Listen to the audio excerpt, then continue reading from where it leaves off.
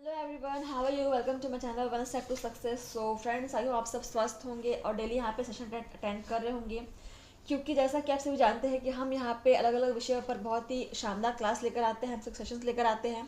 तो अगर आप यहाँ पे किसी भी कॉम्पिटिटिव एग्जाम्स की तैयारी कर रहे हैं तो ये क्लास आप लोग के लिए बहुत ही हेल्पफुल रहने वाला है। तो आप लोग जुड़ जाइए हमारे साथ और चैनल को सब्सक्राइब कर लीजिएगा, इससे आपके डेली प्रिपरेशन होते रहेंगी। ठीक है, चलिए स्टार्ट करते हैं आज का हमारा सेशन। और हमारा जो सब्जेक्ट रहेगा वो है विज्ञान।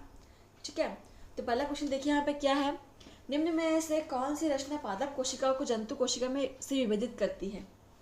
सो देखिए यहाँ पे ऑप्शंस है कोशिका भित्ति, पर्णहरित, सेंट्रियोल, उपरोक्त सभी। तो कौन सी यहाँ पे पादप रचना है जो पादप कोशिका को जंतु कोशिका से अलग करती है? तो बहुत ही अच्छा क्वेश्चन है और बहुत ही इजी आंसर भी है इसका। देखिए आंसर क्या हो जाएगा।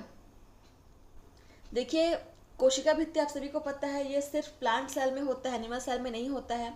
और पर्णहरित या फिर क्लोरोफिल ये भी सिर्फ प्लांट सेल में ही होता है। ठीक है, और सेंट्रियोल, सेंट्रियोल आप सभी को पता है कि ये ओनली एनिमल सेल्स में होता है, प्लांट सेल में नहीं होता है।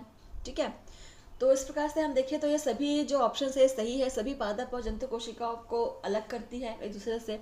तो ऑप्शन डी इज करेक्ट, उपरोक्त सभी हो जाएंगे। ठीक है, तो अगला क्वेश्चन देखिए, क्वेश्चन नंबर 23। निम्न में से किस कोशिकांग को आत्महत्या की थैली कहा जाता है?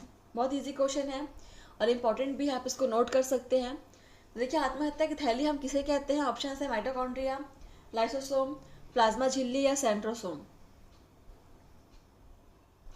देखिए आत्महत्या की थैली है सुसाइडल बैग।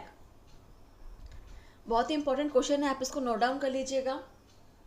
देखिए राइट आंसर क्या हो जाएगा? ऑप्शन बी, लाइसोसोम को ही हम यहाँ पे आत्महत्या की थैली कहते हैं। इससे पहले क्लास में हमने पढ़ा था कि माइटोकॉन्ड्रिया का भी कुछ एक नाम है, तो क्या नाम है उसका मुझे कमेंट के माध्यम से बताइएगा अगर आप लोग को याद होगा तो।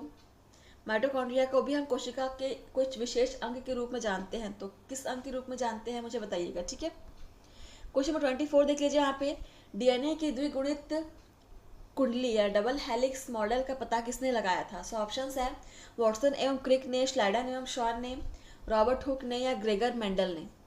चलिए आंसर कीजिए। डीएनए की डबल हेलिकल स्ट्रक्चर या मॉडल की खोज किसने की थी? क्वेश्चन नंबर 24, इस सभी को पता है इसका आंसर, बहुत ही इजी है, वॉटसन एवं क्रिक ने की थी। ठीक है, और वॉटसन एवं क्रिक ने इसकी खोज कौन से ईयर में की थी, कौन से सन में की थी, यह मुझे कमेंट के माध्यम से बताएंगे। ठीक है, तो option first is correct. Question number 25 देखिए यहाँ पे डीएनए का प्रमुख कार्य है। सो ऑप्शन है प्रोटीन संश्लेषण, कोशिकीय श्वसन, कोशिकीय परिवहन या अनुवांशिक क्रियाओं का संचालन। तो डीएनए का प्रमुख कार्य क्या है? क्वेश्चन नंबर 25 बहुत ही इंपॉर्टेंट क्वेश्चन है। देखिए यहाँ पे कोशिकीय श्वसन तो नहीं होगा, तो ऑप्शन बी को तो काट दो। ठीक है, अब देखो कोशिका परिवहन भी नहीं करता वो ना, तो ऑप्शन सी भी नहीं होगा। तो अब देखो यहाँ पे प्रोटीन संश्लेषण और आनुवंशिक क्रियाओं का संचालन, दोनों में से कोई एक होगा, बताओ। तो डीएनए का प्रमुख कार्य क्या है? डीएनए में क्या होते हैं? जीन्स होते हैं। जीन्स क्या करते हैं? हमारे हेरिडिटी आनुवंशिकता की इकाई कहते हैं हम जीन्स को। तो आंसर क्लियर है, आनुवंशिक क्रिया को संचालन करता है DNA. So option D is correct. ठीक है, क्वेश्चन नंबर 26 देखिए, आरएनए पाया जाता है। सो ऑप्शन है कोशिका झिल्ली में, माइटोकॉन्ड्रिया में, कोशिका द्रव्य में या राइबोसोम में। आरएनए कहाँ पाया जाता है? चलिए आंसर कीजिए।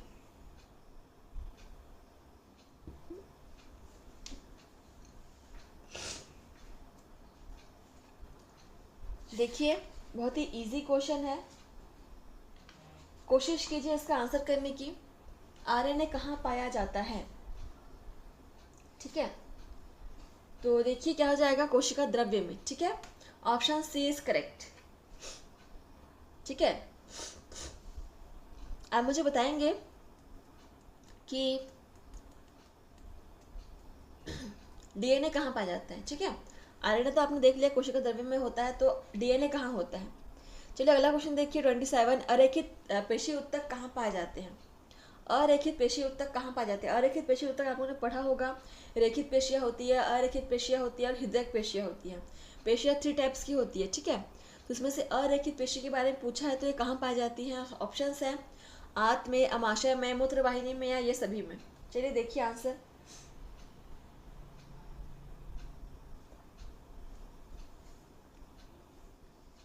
अरेखित पेशियाँ जो होती हैं वो इन सभी में प्रेजेंट होती है, ठीक है, आंत में भी, अमाशय में भी और मूत्रवाहिनी में भी। Option D is correct. इसको आप नोट कर सकते हैं, इंपॉर्टेंट क्वेश्चन है और कंफ्यूज भी होते हैं इसमें बच्चे। क्वेश्चन 28 देख लीजिए। निम्न में संयोजी उत्तक के उदाहरण हैं। तो यहाँ पे संयोजी उत्तक के कनेक्टिव टिश्यूज के उदाहरण कौन से आपको बताना है। ऑप्शन हैं लिम्फ, हड्डियाँ, प्रोटीन या ये सभी। तो कौन कौन से यहाँ पे संयोजी उत्तक यानी कनेक्टिव टिश्यूज के उदाहरण हैं, देखिए। सो कनेक्टिव टिश्यूज जो हो जाएंगे वो होंगे, ये सभी होंगे, ठीक है। लिम्फ भी होगी, हड्डियाँ भी होंगे, प्रोटीन भी होंगे। So option D is correct, ये सभी हो जाएंगे। इसको भी आप नोट डाउन कर सकते हैं, इंपॉर्टेंट है क्वेश्चन। क्वेश्चन नंबर 29 देखिए। शरीर के में इच्छानुसार गति करने वाले अंगों में किस प्रकार के उत्तक पाए जाते हैं, ठीक है। सो ऐसे अंग जिनके उत्तक जो है वो अपनी इच्छा से गति करते हैं, जो हमारे कंट्रोल में नहीं होते हैं, तो ऐसे जो अंगों के उत्तक है वो किस प्रकार के उत्तक होते हैं। सो ऑप्शन हैं अरेखित, रैखित, हृदय उत्तक या एवं भी दोनों। देखिए,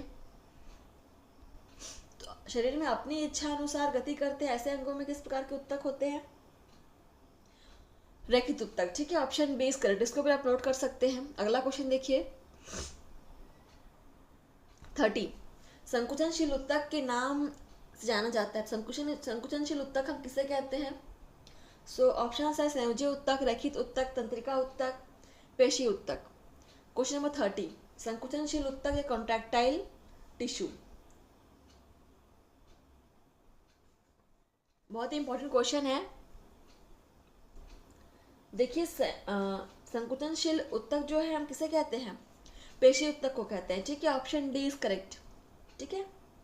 चलिए क्वेश्चन नंबर 31 देखिए। यहाँ पे श्वसन के फलस्वरूप ऊर्जा किस रूप में विमुक्त होती है। बहुत ही इंपॉर्टेंट और बहुत ही इजी क्वेश्चन है। सो ऑप्शन हैं एटीपी, डीएनए, आरएनए या एडीपी। तो डीएनए, आरएनए को तो पहले काट दो, ये एनर्जी का फॉर्म नहीं होते हैं, ये हमारे अनुवांशिकी के हेरिडिटी की इकाई होती है। तो एटीपी या एडीपी। देखो यहाँ पे दो ऑप्शन है, एक एटीपी है और दूसरा है एडीपी, ठीक है। तब बताओ दोनों में से क्या, दोनों का फुल फॉर्म क्या है जानते हैं ना, एडेनिन ट्राइफॉस्फेट और एडेनिन डाइफॉस्फेट, ठीक है। तो दोनों में से क्या हो जाएगा, श्वसन के फलस्वरूप किस रूप में ऊर्जा विमुक्त होती है हमारे शरीर में, एटीपी, ठीक है। Option first is correct, adenine triphosphate होगा। क्वेश्चन नंबर 32 देखिए। हीमोग्लोबिन पाया जाता है। सो ऑप्शन है श्वेत रक्तकण में, लाल रक्तकण में, लसिका में एवं भी दोनों में। सो हीमोग्लोबिन कहाँ प्रेजेंट होता है, 32 देखिए आंसर। सो हीमोग्लोबिन जो होता है फ्रेंड्स वो रेड ब्लड कॉर्पस्कल्स या लाल रक्तकण में पाया जाता है। ऑप्शन बी इज करेक्ट, ठीक है। चलिए अगला क्वेश्चन देखिए 33। निम्न में से किस ग्रंथि को मास्टर ग्रंथि या मास्टर ग्लैंड कहते हैं। तो बहुत ही इंपॉर्टेंट क्वेश्चन है और एग्जाम में कई बार रिपीट भी हुआ, तो उसको आप देख लीजिएगा, नोट कर लीजिएगा। ऑप्शन है थायराइड, पैराथायराइड, पिट्यूटरी या एड्रिनल। तो मास्टर ग्लैंड किसे कहते हैं हमारी बॉडी का, बहुत ही इजी क्वेश्चन है फ्रेंड्स और इम्पॉर्टेंट भी है, सभी को पता है। जो हमारे बॉडी का मास्टर ग्लैंड है वो है पिट्यूटरी ग्लैंड, ठीक है। Option C is correct. Pituitary gland के बहुत सारे फंक्शंस हैं, यहाँ से बहुत सारे जो हार्मोन्स है रिलीज होते हैं, इसको आप अच्छे से पढ़िएगा। क्वेश्चन नंबर 34 देखिए। रक्त परिसंचरण तंत्र की खोज किसने की थी। सो ऑप्शन है Louis Pasteur, Robert Koch, Robert Hooke या विलियम हार्वे। चलिए देखिए, रॉबर्ट हुक ने तो सबसे पहले निर्जीव कोशिका की खोज की थी, तो ये तो नहीं होगा। अब बताओ, सी नहीं होगा, ठीक है। सो विलियम हार्वे हो जाएगा। विलियम हार्वे ने ही हमारे बॉडी में ब्लड सर्कुलेटरी सिस्टम की खोज की थी। Option D is correct. इसको आप नोट कर सकते हैं। Question number 35। मानव शरीर में हड्डियों की संख्या है। सो ऑप्शन है 204, 206, 207, 209। बहुत इजी क्वेश्चन है। मानव शरीर में हड्डियों की संख्या कितनी होती है, देखो 206, ठीक है। Option B is correct. Question number 36 देखिए। भोजन में ऊपर से शर्करा को माल्टोज में बदलता है। तो हमारे भोजन में जो प्रेजेंट होता है शर्करा, उसको माल्टोज में कौन चेंज करता है? ऑप्शन है टाइलिन, रेनिन, पेप्सिन या लाइपेज। शुगर को माल्टोज में कौन बदलता है? देखिए, बहुत ही इंपॉर्टेंट क्वेश्चन है और इसको आप नोट डाउन कर सकते हैं अपनी कॉपी में। देखिए, भोजन में उपस्थित जो शर्करा होती है, उसको शुगर होती है, उसको माल्टोज बदलने का काम कौन करता है? टाइलिन। ठीक है, option first is correct. Question number 37 देखिए, भोजन का अवशोषण शरीर के किस अंग में होता है? तो ऑप्शन है बड़ी आंत में, यकृत में, छोटी आंत में या ग्रास नली में। भोजन का अवशोषण बोल रहा है, ठीक है, तो किस अंग में होगा? देखो, यकृत तो नहीं होगा, सो बी को पहले काटो आप लोग, डी को भी काट दो। ग्रास नली में भी यहाँ पे अवशोषण नहीं होता, तो बड़ी आंत या छोटी आंत, इन दोनों में से कोई आपका सही आंसर हो जाएगा। तो भोजन का जो अवशोषण होता है, जो एब्जॉर्प्शन होता है, वो होता है छोटी आंत में। ठीक है, ऑप्शन सी इज करेक्ट। अगला क्वेश्चन देखिए 38, मानव शरीर की सबसे बड़ी ग्रंथि। सो ऑप्शन है पिट्यूटरी, वृक्क, थायराइड या यकृत। ह्यूमन बॉडी में सबसे बड़ी ग्लैंड कौन सी होती है? क्वेश्चन नंबर 38, यकृत होती है। ठीक है, लीवर होती है। Option D is correct. ये भी बहुत इंपॉर्टेंट क्वेश्चन है, एग्जाम में अक्सर पूछा जाता है, इसको आप नोट कर सकते हैं। क्वेश्चन नंबर 39, पित्त स्राव शरीर के किस अंग से होता है? तो पित्त का स्रावण शरीर के किस अंग द्वारा होता है बताना है। ऑप्शन है यकृत, पैराथायराइड या वृक्क या पित्ताशय। तो यहाँ पे ऑप्शन से ही, मतलब क्वेश्चन से ही आंसर इसका क्लियर है। देखिए, पित्ताशय से पित्त का स्रावण नहीं होता, इसको आप मत सोचिएगा कि पित्ताशय उसका राइट आंसर हो जाएगा। पित्ताशय में वाकई कलेक्ट होता है, सिक्रेट नहीं होता वहाँ से। सिक्रेशन कहाँ से होता है? यकृत से।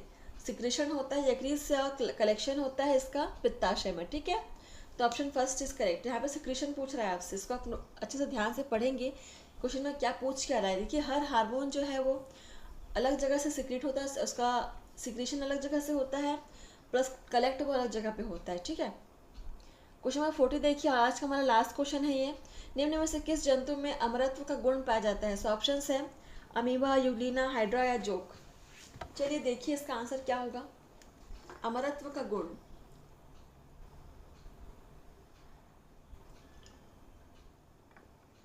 सो फ्रेंड्स, क्लास के बाद मुझे कमेंट करके बताएंगे कि आपने कितने स्कोर यहाँ पे किया है, कितना आंसर किया आपने। ठीक है, और क्लास को सब्सक्राइब कर दीजिएगा, लाइक शेयर कमेंट करना मत भूलिएगा friends. Question number 40 right answer हो जाएगा ऑप्शन सी। हाइड्रा को ही यहाँ पे अमरत्व का गुण प्राप्त है। ठीक है, ऑप्शन सी इज करेक्ट। सो यहाँ पे हाइड्रा को ऐसा क्यों कहते हैं कि इसमें अमरत्व गुण प्राप्त है, इसका हमें आप कारण बताएंगे और ये सेशन में। ठीक है, चलिए फ्रेंड्स, बने रहिए आप हमारे साथ, ऐसे ही चैनल में आप डेली प्रैक्टिस करते रहिए। ठीक है, तो थैंक यू फ्रेंड्स, आज के बस इतना ही। धन्यवाद, मिलते हैं आपसे नए सेशन में नए नए सब्जेक्ट्स के साथ, नए क्वेश्चन के सीरीज के साथ। धन्यवाद।